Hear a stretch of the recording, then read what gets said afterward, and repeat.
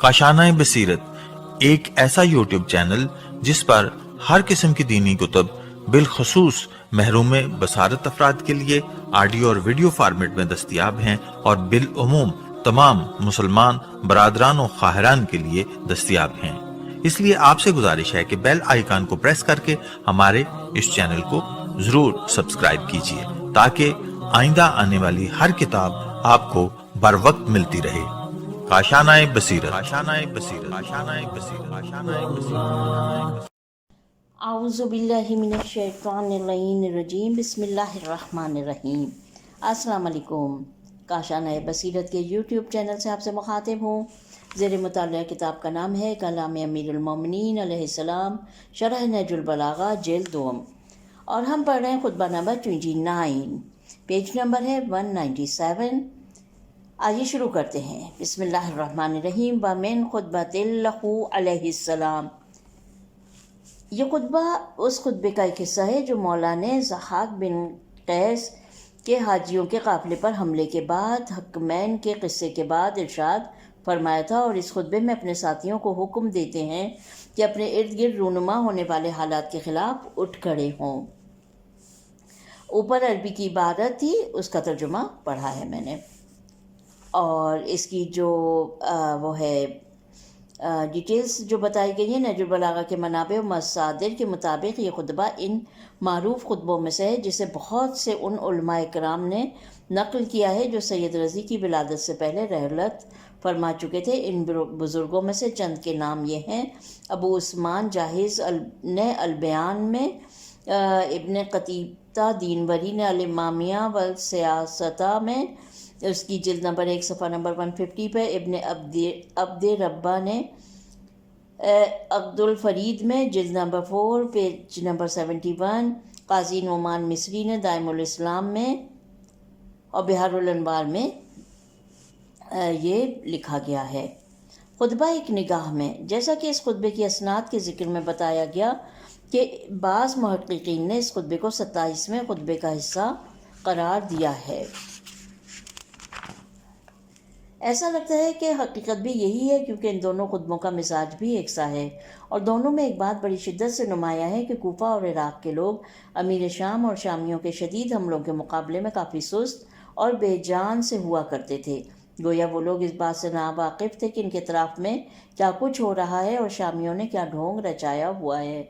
मौला शिद्दत से इज़हार अफसोस के साथ इनके सोए हुए अफकार और इनकी सुस्त रूहों को बेदार करने के लिए उन पर अपने कलाम के कौड़े बरसा रहे हैं कि शायद ये लोग होश के नाखून लें। पेज नंबर 198 पे आ चुके हैं हम। और जो ख़तरा उन्हें शामियों की जानिब से दरपेश है उसके मुकाबले के लिए कमर कस लें। इब्न अबल हदीद यूँ नकल करते हैं, हकमियत के मामले के बाद अमीरुल मोमिनीन एक बार फिर अमीर शाम के ख़िलाफ़ जंग के लिए आमादा हो गए। जब अमीर शाम को इस बात की खबर मिली तो वो वहशत ज़दा हो गया और फिलफौर उसने अपनी फ़ौजों को इमाम से मुकाबले के लिए आमादा किया। ये वहशत इस वक्त और बढ़ गई जब उसे ये इत्तला मिली कि मौला अली अलैहिस्सलाम कूफे से निकल कर नकीला से भी आगे तक पहुंच चुके हैं। इस मौके पर अमीर शाम ने हंगामी तौर पर दहशत और खौफ व हिरास फैलाने के लिए ज़हाक इब्न कैस फहरी को तलब किया और इसे हुक्म दिया कि कूफे की तरफ जाए और जिसको भी अली अलैहिस्सलाम का तरफदार पाए उस पर हमला करके कत्ल कर दे और उसका मालो असबाब लूट ले और कहीं भी न रुके। अगर दिन में किसी शहर में है तो रात किसी और शहर में बस करे, मगर हरगिज़ उन फ़ौजों से मुकाबला ना करे जो उसकी रोकथाम के लिए तैयार की गई हों। ज़हाक तकरीबन 4000 सिपाहियों के हमरा निकला और जिस जिस मकाम पर पहुंचा वहाँ कत्ल व गारतगरी की और जिसे भी इमाम आली मकाम का तरफदार पाया उसे कत्ल कर दिया। खाना खुदा के हाजियों के काफ़िले पर हमला करके उन्हें लूट लिया। उमरू बिन उमैस साहबी रसूल अब्दुल्ला बिन इब्न मसूद के भतीजे को उनके कुछ साथियों के साथ कताना के मुकाम के करीब शहीद कर दिया। जब इन हंगामा आराइयों की खबरें अमीरुल मोमिनीन तक पहुंची तो आपने लोगों को इस वहशियाना हमले का मुकाबला करने के लिए बुलाया। जबकि इनमें से कुछ लोगों ने सुस्ती का मुजाहिरा किया तो इस मौके पर हज़रत ने यह खुतबा इरशाद फरमाया। शरह नहजुल बलागा इब्न अबुल हदीद जिल्द नंबर टू पेजेस के नंबर हैं 1113 से 1117 तक। खुतबे का पहला हिस्सा, वो इब्तिदा हो रही है खुतबे के पहले हिस्से की। अय्युहन्नासुल मुज्तमिअतु अबदा नहुमुल मुख्तलिफतु, और जो इख्तिताम हो रहा है इस पहले हिस्से का वो हो रहा है वसालतुमुनी तवीला दिफा ज़िद्दीनल मतऊली। ए वो लोगो जिनके बदन तो यकजा है मगर अफकार और ख्वाहिशात मुंतशिर हैं। तुम्हारी गर्मा गर्म बातें तो सख्त पत्थरों को भी तोड़ देती हैं, मगर तुम्हारे सुस्त अमाल तुम्हारे दुश्मनों को लालच फराहम कर देते हैं। अपनी महफिलों में तो रिज़्क़-ख़्वानी करते हो और कहते हो कि हम ऐसा कर देंगे, हम वैसा कर देंगे, और जब दुश्मन से लड़ने का मौका आता है तो कहते हो कि ऐ जंग तू हमसे दूर हो जा। जो भी तुम लोगों को ज़ोर ज़बरदस्ती से किसी काम पर मामूर करे वो भी पुरसुकून नहीं रह सकता। तुम लोग मुसलसल बहानेबाजी के ज़रिए टाल मटोल करते रहते हो और जान छुड़ाते रहते हो, और मुझसे ये चाहते हो कि मैं जंग के मामले में ताख़ीर से काम लूँ, बिल्कुल उस मखरूज़ की तरह जो सुस्ती और काहली की बिना पर अपना कर्ज़ अदा करने से कासिर है और अपने कर्ज़ ख्वाह से सिर्फ वक्त और मोहलत की गुजारिश करता रहता है। शरह व तफसीर, जैसा कि ऊपर खुतबा एक निगाह में के ज़ेर इन्वान ये बयान किया जा चुका है कि इमाम अली मुक़ाम ने इस खुतबे को इंतहाई हसास और कशीदा हालात में इरशाद फरमाया, जबकि गारतगर दुश्मन इराक़ के लोगों को खौफज़दा करने के लिए हर तरह के मख्फियाना और आश्कार हमलों की तमाम तर चालें एक साथ चलने लगा था, और इमाम अली मुक़ाम ने इन तमाम तर हमलों का मुँह तोड़ जवाब देने के लिए ये राह निकाली थी कि चारों जानिब से मुनज़्ज़म हमला किया जाए। लिहाजा अपने लोगों को तैयार करना शुरू कर दिया था, मगर जो सुस्ती और नातवानी मुख्तलिफ वजूहात की बिना पर इन लोगों पर छा चुकी थी, इसने तमाम राहें मसदूद कर दी थीं। मौला के पास इसके अलावा और कोई चारा ना था कि इन सुस्त और बड़े बड़े दावे करने वाले गिरोह को अपने खुतबों के आतशीन ताज़ियानों के तहत मलामत करें कि शायद इस तरह से वो लोग अपने होश संभालें और इस ख़तरे की शिद्दत को अदराक करें जो इनके ताक़ुब में है। इस खुतबे के सबसे पहले जुमले में मौला ने इस ज़ौफ़ और ज़िल्लत की असल वजह और फसाद की जड़ की जानिब इरशाद फरमाया, जो कौल और फ़ैल में तज़ाद का पाया जाना है, जिसके पैदा होने की असल वजह बड़े और मुक़द्दस कामों पर हल्का यकीन रखना है। इमाम इन्हें मुखातिब करते हुए यूँ लबकशा हो रहे हैं, अय्युहन्नास, ए वो लोगो जिनके जिस्म तो यकजा है मगर इनके अफकार मुंतशिर हैं। मैंने तर्जुमा पढ़ा और हम पहुँच चुके हैं पेज नंबर 200 पर। आगे मौला बयान करते हैं, तुम्हारी, मैं तर्जुमा ही पढ़ूंगी, तुम्हारी गर्मा गर्म बातें तो सख्त पत्थरों को भी तोड़ देती हैं, मगर तुम्हारे अमाल तुम्हारे दुश्मनों को लालच फराहम करते हैं। यहाँ पर मौला ने लफ्ज़ इस्तेमाल किया है यूही। यूही का लफ्ज़ वही के मादे से आया है और मकायीस लुगत के मुताबिक ये दरअसल सुस्ती के मायने रखता है, और इसीलिए हर सुस्ती की बात को वही वाव और दो चश्मी है और छोटी है कहते हैं। और जैसा कि मालूम है कि सुस्ती का नतीजा ये होता है कि सब कुछ बिखर जाता है, लिहाजा इस फ़क़रे को बिखर जाने के मायने में भी इस्तेमाल किया जाता है। आगे मौला फरमाते हैं कि तुम लोग अपनी महफिलों और नशस्तों में तो रिज़्क़-ख़्वानी करते फिरते हो और नहीं, हमने यहाँ तक पढ़ा था कि तुम्हारी गर्मा गर्म बातें तो सख्त पत्थरों को भी तोड़ देती हैं, मगर तुम्हारे अमाल तुम्हारे दुश्मनों को लालच फराहम करते हैं। हाँ, तुम्हारी सारी बदबख्ती यहीं से शुरू होती है कि तुम में वहदत की रूह ख़त्म हो गई है। तुम लोग बज़ाहिर मुत्तहिद हो मगर बातिन में तन्हा और मुंतशिर हो। इसी वजह से तुम लोग बजाय अमल करने के लफाजियों और रिज़्क़-ख़्वानियों का दामन पकड़े बैठे हो, और यही वो काम है जो कि अगर किसी भी माशरे में आम हो जाए तो वो माशरा अंदर से खोखला हो जाता है और बहुत ही कलील सी मुद्दत में अपने तमाम तर सरमाए को गंवा देता है। और तुम लोग अपनी महफिलों और नशिस्तों में तो रिज़्क़-ख़्वानी करते फिरते और कहते हो कि हम ऐसा करेंगे, हम वैसा कर देंगे, लेकिन जब जंग का मौका आता है तो कहते हो कि ऐ जंग हमसे दूर हो जा।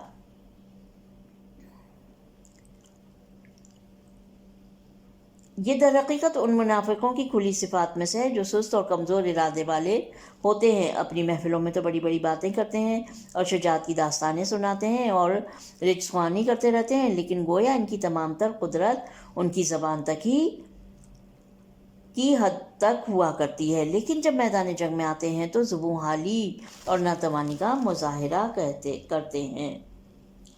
یہاں پر حاشیے میں جو ڈیٹیلز بتائی گئی ہیں اس میں ایک لفظ مولانا استعمال کیا تھا، کیتا و کئی۔ اس کے بارے میں لکھا گیا ہے کہ اس کا لفظ تکبید کے مادے سے ہے اور اونٹ پر مال کے لادنے یا پانی کے برتن کو بھر دینے کے معنی میں استعمال ہوتا ہے، مگر کیت و کیت کی تعبیر وہاں استعمال کی جاتی ہے جہاں انسان ہر چیز کو صرف باتوں سے ہی حل کر دینا چاہتا ہے۔ اور ایک اور لفظ ہے ہیدی، فعل امر کا صیغہ ہے اور ہویودن کے مادے سے ہے، اور حیات کا لفظ اس میں فعل ہے، جیسا کہ نزالی کا لفظ انزل کے معنی میں استعمال ہوتا ہے۔ اس بنا پر ہیدی اور حیات دونوں الفاظ ایک ہی مفہوم رکھتے ہیں، البتہ تاکید کے لیے اس طرح کیا جاتا ہے جیسا کہ معنی سے ظاہر ہے تو ہم سے دور ہو جا، دور ہو جا۔ اچھا، ہم یہاں تک پہنچے تھے پیج نمبر 200 پر، کہ جہاں پر مولا یہ کہہ رہے ہیں کہ تم بڑی بڑی باتیں تو کرتے ہو، شجاعت کی داستانیں سناتے ہو اور عشق خوانی کرتے رہتے ہو، لیکن گویا ان کی تمام قدرت ان کی زبان تک ہی کی حد تک ہوتی ہے، مگر جب میدان جنگ میں آتے ہیں تو زبوں حالی اور ناتوانی کا مظاہرہ کرتے ہیں۔ اب ہم آ جاتے ہیں 201 پر، پیج نمبر 201۔ تو اب آگے بیان کرتے ہیں کہ گویا یہ کہہ رہے ہوں کہ اے جنگ تو ہم سے دور ہو جا، دور ہو جا۔ میدان جنگ میں آنے سے انہیں وحشت ہوتی ہے اور طرح طرح کے بہانے کر کے فرار ہو جاتے ہیں۔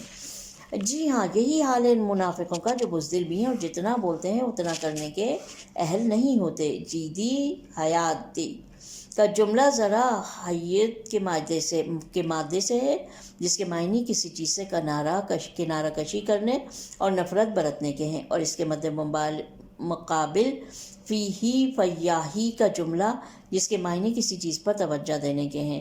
لہٰذا ممکن ہے کہ ہیدی حیات، میں نے جہدی شاید پڑھا اس کو، ہیدی ہے صحیح لفظ، حیات سے مراد وہ لڑنے والے اور بہادر مراد ہوں جو کہ جنگ میں پیش قدم رہتے ہیں، مگر سست اور منافق افراد انہیں میدان جنگ سے کنارہ کشی کی دعوت دیتے رہتے ہیں اور اس کے برخلاف لڑنے والے فیہی فیاہی کا نعرہ لگاتے ہیں۔ یہ احتمال بھی دیا گیا ہے کہ یہ لوگ جنگ کو مخاطب کر کے ایسا کہتے ہیں تو ہم سے دور ہو جا، اور اس بات سے ان کی دشمن سے وحشت زدہ ہونے کی حد کا اندازہ ہوتا ہے، اور یہ بھی ممکن ہے کہ اس جملے سے وہ اپنے آپ کو مخاطب کر رہے ہوں اور خود کو یہ سمجھا رہے ہوں کہ جس طرح بھی ہو سکے جلد از جلد اس جنگ سے مجھے جان چھڑانی ہے۔ یہ لوگ رسالت مآب کے دور کے منافقوں کی طرح ہیں، جن کے بارے میں ہم سورہ احزاب میں پڑھتے ہیں کہ ارشاد ہو رہا ہے، بسم اللہ الرحمن الرحیم، قد یعلم اللہ المعوقین منکم والقائلین لاخوانہم ہلم الینا ولا یأتون البأس الا قلیلا۔ یہ آیت اس طرح شروع ہو رہی ہے اور آیت کا اختتام ہو رہا ہے، فَأَحْبَطَ اللَّهُ أَعْمَالَهُمْ وَكَانَ ذَلِكَ عَلَى اللَّهِ يَسِيرًا۔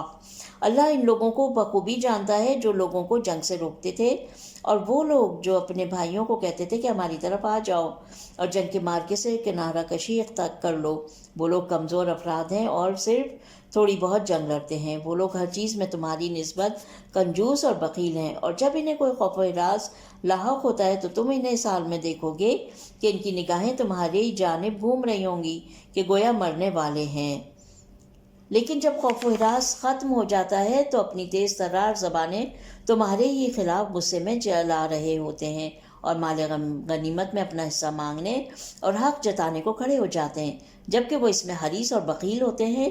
یہ لوگ ہرگز ایمان نہیں لائے، اس لیے اللہ نے بھی ان کے اعمال نیست و نابود کر دیے، اور یہ کام اللہ کے لیے نہایت آسان ہے۔ سورہ احزاب آیت نمبر 18 اور 19۔ ہم پہنچ چکے ہیں پیج نمبر 202 پر۔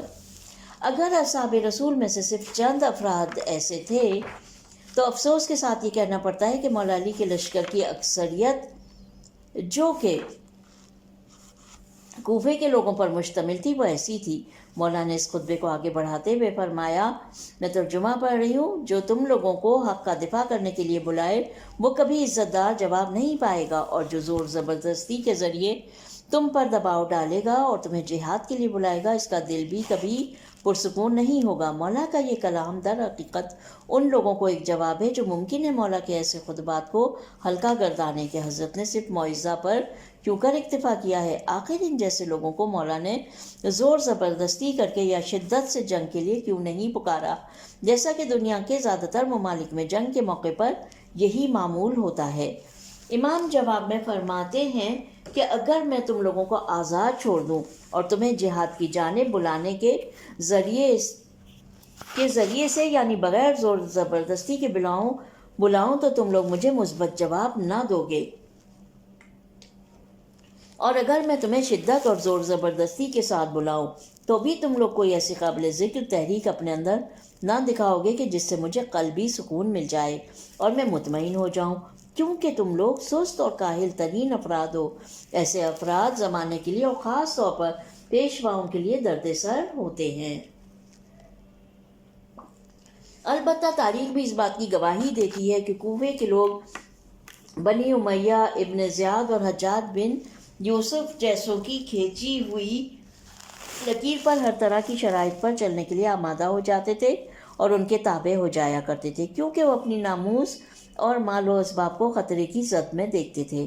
مگر سوال یہ ہے کہ کیا علی علیہ السلام جیسے ایک عادل پیشوا کو بھی یہی کرنا چاہیے تھا؟ ہرگز نہیں۔ پھر امام بات کو آگے بڑھاتے ہوئے فرماتے ہیں، تم لوگ مسلسل، یہاں پہ بھی میں ترجمہ ہی پڑھوں گی، تم لوگ مسلسل گمراہ کرنے والے بہانوں کے دامن کو تھامے ہوئے رہتے ہو اور لیت اور لال سے کام لے رہے ہو۔ اعلیل کا لفظ آلو لتا کی جمع ہے۔ یہ یہاں پر اس کی ڈسکرپشن دی گئی ہے۔ ان کاموں کے معنی میں آتا ہے جن کے بہانے سے انسان جان چھڑاتا رہتا ہے اور سستی برتتا ہے، اور ازالیل کا لفظ سولتا کی جمع ہے۔ یہاں پہ یہ جو عربی میں اعلیلو بی زالیلا، جس کا میں نے ترجمہ پڑھا تھا کہ تم لوگ مسلسل گمراہ کرنے والے بہانوں کے دامن کو تھامے ہوئے رہتے ہو، تو اس میں جو لفظ ازالیل جو استعمال ہوا ہے اس کے بارے میں ڈیٹیل ہے کہ لفظ ضلولتا کی جمع ہے، اور یہ ان معاملات کے معنی میں ہے جو گمراہی کا سبب بنتے ہیں، یعنی تم لوگ اپنے آپ کو اور دوسروں کو گمراہ کرنے کے لیے بے اساس بہانے تراشتے رہتے ہو۔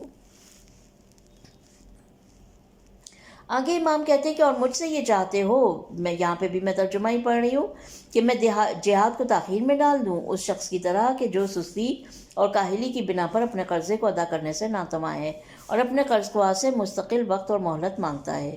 جی ہاں، سست اور کمزور افراد اور بڑے بڑے دعوے کرنے والے لوگ ایسے ہی ہوتے ہیں۔ ان کی تمام تر کوششیں اور ہم و غم یہی ہوتا ہے کہ طرح طرح کے بہانوں کے ذریعے اپنے وظائف کی انجام دہی سے جان چھڑا لیں اور اپنی سستی اور کاہلی کو بے بنیاد اور گمراہ کرنے والے بہانوں کے پردے سے چھپا لیں۔ مستقل آج اور کل کرتے رہتے ہیں اور فرصتوں کو گنوا دیتے ہیں۔ اس چیز کو ہم رسول خدا کے دور کے منافقوں اور آسائش طلب افراد میں دیکھتے ہیں، جیسا کہ قرآن نے ان کے بارے میں کہا، بسم اللہ الرحمن الرحیم، یا ایھا الذین آمنوا ما لکم اذا قیل لکم انفروا فی سبیل اللہ ثاقلتم الی الارض ارضیتم بالحیاۃ الدنیا من الآخرہ فما متاع الحیاۃ الدنیا فی الآخرۃ الا قلیل۔ اے وہ لوگو جو ایمان لائے ہو، جب تمہیں کہا جاتا ہے کہ خدا کی راہ میں جہاد کی طرف حرکت کرو تو تم لوگ زمین پر سنگینی کی مثال کیوں بن جاتے ہو اور سستی کیوں کرتے ہو؟ کیا تم آخرت کی بجائے دنیا کی زندگی پر راضی ہو گئے ہو، جبکہ دنیا کی زندگی کا اثاثہ آخرت کے مقابلے میں سوائے تھوڑا ہونے کے اور کچھ نہیں ہے۔ سورہ توبہ آیت نمبر 38۔ نقطہ: کوفیوں کی سستی کے عوامل۔ یہ سوال بہت سو کے نزدیک اٹھا ہے کہ کوفے کا لشکر ایک عادل، حکیم اور مدبر اور جنگ آزما رہبر اور امیر المومنین جیسے پیشوا رکھتے ہوئے اس قدر سستی اور کاہلی کیوں کر رہا، اور اس کے برعکس شامیوں کا لشکر جو کہ بنی امیہ کے جابر بادشاہوں کے ماتحت تھا، اس کے باوجود اتنی قوت کیوں کر دکھا سکا؟ اس سوال کا جواب، جیسا کہ ہم نے پہلے ارشاد کیا، ان لوگوں کے اجتماعی ڈھانچے میں ڈھونڈنا ہوگا۔ کوفے کی کوئی خاص تاریخ نہ تھی، بلکہ یہ ایک حال ہی میں آباد ہونے والا شہر تھا جس کو کئی قوموں اور گروہوں نے مختلف رسم و رواج کے ساتھ تشکیل دیا تھا، اور ان کے درمیان بہت سی ظاہر اور مخفی دشمنی بھی پائی جاتی ہے۔ اس کے برخلاف شام کے لوگ بالکل ایک ہی تھالی کے چٹے بٹے تھے اور ان کی بنسبت کم اختلافات والے تھے۔ اس کے علاوہ مدینہ اور دوسرے مقامات سے بہت سے منافقوں اور اسلام کے دشمنوں کے گروہ وہاں جمع ہو گئے تھے اور اسلام کے خلاف کچھ نہ کچھ سازشوں میں سرگرم تھے۔ اس کے علاوہ اسلامی فتوحات نے اہل کوفہ کو بہت دولت مند بنا دیا تھا، اور یہ دولت اور آسائش پسندی کی طبیعت کا خاصہ ہے کہ یہ جہاد اور جنگ کی طبیعت کے ساتھ سازگار نہیں ہوتی۔ اسی وجہ سے لوگ مسلسل کچھ بہانوں اور عذرخواہی کی کوششوں میں رہتے، اور جہاد جیسے حساس اور سرنوشت رقم کرنے والے خاص الخاص لمحات میں بھی بچ کر نکلنا چاہتے تھے، اور بالآخر انہیں سستی اور تن آسانی کا نتیجہ بھی مل گیا، اور ان کا وجود بنی امیہ کے ظالم حکام کی ضربات اور تازیانوں کی مار سے مجروح ہو گیا۔ جی ہاں، اگر کوئی بیت المال کو بغیر کسی حساب کے ان دولت کے لالچیوں کے آگے پھینکنے والا پیشوا مل جاتا تو یہ لوگ اس کی ضرور سنتے، مگر امیر المومنین ایسے نہ تھے کہ اتنے بڑے گناہ کے آگے سرنگوں ہو جائیں اور خدا کی رضا کو خلق کی رضا کے بدلے بیچ ڈالیں۔ اس حوالے سے آپ نے نہج البلاغہ کے ایک اور خطبے میں بھی ارشاد فرمایا ہے، جو کہ احتمال کے مطابق اس خطبے کا ایک حصہ بھی ہو سکتا ہے۔ فرماتے ہیں، میں ترجمہ پڑھ رہی ہوں، میں یہ بخوبی جانتا ہوں کہ کس چیز سے تم لوگوں کی اصلاح ہو سکتی ہے اور تمہارا یہ ٹیڑھا پن سیدھے پن میں بدل سکتا ہے، مگر میں ہرگز تمہاری اصلاح کو اپنے نفس کے تباہ کرنے کے بدلے میں جائز نہیں سمجھتا۔ پیج نمبر 205، نہج البلاغہ کا خطبہ نمبر 69۔ اب اس خطبے کا جو ہم پڑھ رہے ہیں، یعنی خطبہ نمبر 29 ہم پڑھ رہے ہیں، تو اس کا دوسرا حصہ، پہلا حصہ یہاں پہ ختم ہوتا ہے، دوسرا حصہ جو شروع ہوتا ہے، لا یمنع الزیم الذلیل ولا یدرک الحق، یہاں سے شروع ہوتا ہے اور ختم ہوتا ہے بکم فقدر ما بأفوق ناصل۔ ضعیف و ناتواں افراد ہرگز ظلم کو اپنے آپ سے دفع نہیں کر سکتے، اور حق سوائے کوشش اور محنت کے ہاتھ نہیں آتا۔ اپنے گھر کے بعد کس گھر کا دفاع کرو گے؟ کیا دار اسلام سے بڑھ کر کوئی اور جگہ ہے؟ اور میرے بعد کس امام اور پیشوا کے ساتھ مل کر جہاد کرنے کھڑے ہوگے؟ کیا مجھ سے بہتر کوئی امام عادل ہے؟ خدا کی قسم، اصل میں دھوکہ کھایا ہوا شخص وہی ہے جس نے تم لوگوں کا دھوکہ کھایا ہو، اور جو شخص تم لوگوں کے ذریعے سے جیت جانا چاہے، باخدا وہ بالکل اس شخص جیسا ہے جسے قرآن اندازی میں ہار کا پرچہ نصیب ہو جاتا ہے، اور جو شخص تمہارے سہارے سے دشمن پر تیر چلانا چاہتا ہے اس جیسا ہے جو آگے اور پیچھے سے ٹوٹے ہوئے تیر کو چلا رہا ہے۔ شرح و تفصیل۔ اس مقام پر مولا سب سے پہلے تو لوگوں کی زندگی کی سب سے اہم حقیقت کی جانب اشارہ کرتے ہوئے فرماتے ہیں، لا یمنع الزیم، ضعیف اور ناتواں افراد ہرگز ظلم کو اپنے آپ سے دور نہیں کر سکتے، اور حق سوائے کوشش کے ہاتھ نہیں آ سکتا۔ Page number 206۔ حق تو یہ بنتا ہے کہ ان دو جملوں کو سنہرے لفظوں میں تحریر کیا جائے اور پھر ہر روز صبح اور شام دنیا کے مظلوم لوگوں کے سامنے دہرایا جائے، تاکہ یہ حقیقت ان کی رسومات کا حصہ بن جائے اور ان کی روح اور خون کی گہرائیوں میں نفوذ کر جائے۔ ہاں، دنیا کے ستمگر اور ظالم حضرات ہرگز کمزور اور ناتواں افراد پر رحم نہیں کرتے اور ان کے حق کو ان کے حوالے نہیں کرتے، حق کو لینا پڑتا ہے، اور یہ کام صحیح و کوشش ایثار اور قربانی کے ذریعے سے ہی ہو سکتا ہے۔ یہ نہیں بھولنا چاہیے کہ ظالموں اور ستمگروں سے سوائے زبردستی کے بات نہیں کی جا سکتی۔ دراصل اس دنیا کی زندگی کی خاصیت یہی ہے کہ بلند و بالا مقاصد کے حصول کے لیے چاہے وہ مادی ہو یا معنوی، رکاوٹیں تو بہت آتی ہیں، اور جو ان رکاوٹوں سے مقابلہ نہ کرے وہ سستی اور کاہلی دکھائے تو وہ ہرگز اپنے مقصد کو پا نہیں سکتا۔ پھر امام ان کی بہانے بازیوں کی روک تھام کے لیے اس نقطے پر زور دیتے ہیں کہ تم لوگ کس چیز کے انتظار میں ہو۔ یہاں پہ ترجمہ پڑھتی ہوں۔ اپنے گھر کے بعد کس گھر کا دفاع کرو گے؟ کیا دار اسلام سے برتر اور بلندتر بھی کوئی جگہ ہے؟ اور میرے بعد کس امام اور پیشوا کے ہمراہ دشمن سے مقابلے کے لیے اٹھو گے؟ کیا تمہارے پاس مجھ سے زیادہ عادل اور مجھ سے زیادہ تجربے کار امام ہے؟ اگر تم لوگ اپنے گھر کا جو کہ دار السلام ہے دفاع نہ کرو تو پھر کس چیز کا دفاع کرو گے؟ اور اگر میرے ساتھ دشمن سے لڑنے کو تیار نہیں ہو تو اور کسی کے ساتھ بھی تم نہ لڑو گے۔ تم ہمیشہ ہی ذلیل و خوار اور رسوا رہو گے، اور باغ دوڑ انہی کے ہاتھوں میں رہے گی، اور تم لوگ ان کے غلام اور نوکروں کی مانند ان کی نظروں میں رہو گے جنہیں کوئی اختیار نہیں ہوتا۔